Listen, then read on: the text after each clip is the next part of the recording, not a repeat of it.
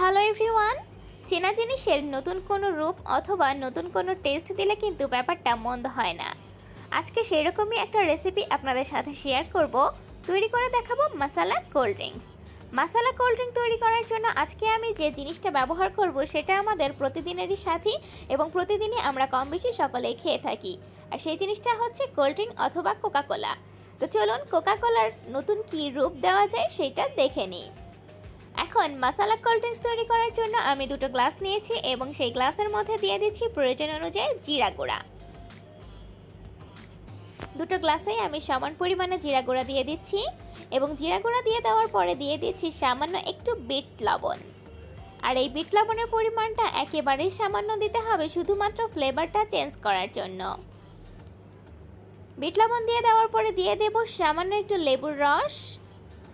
আর এই লেবুর রস, বিট লবণ এবং জিরা গুঁড়া দেওয়ার পরে যে আমাদের চেনা পরিচিত এই কোল্ড ড্রিঙ্কসের টেস্টটা আসলে কি পরিমাণে চেঞ্জ হতে পারে সেটা না খেলে কিন্তু কোনোভাবে বোঝা সম্ভব নয়। দিয়ে দিচ্ছি এখন বরফ কুচি। আমি আন্তরিকভাবে দুঃখিত, আমি এখানে কোকা কোলাটা যখন দিয়েছি সেই ভিডিও ক্লিপটা আমার কোনোভাবে হারিয়ে গিয়েছে, যার জন্য আপনাদের সাথে শেয়ার করতে পারিনি। তো সবগুলো উপকরণ দিয়ে দেওয়ার পরে আমি এখানে দিয়ে দিয়েছি কোকা কোলা। আর কোকা কোলা দিয়ে দেওয়ার পরে সবগুলো উপকরণের সাথে খুব ভালোভাবে মিক্স করে নিলেই তৈরি হয়ে যাবে মাসালা কোল্ড ড্রিঙ্কস।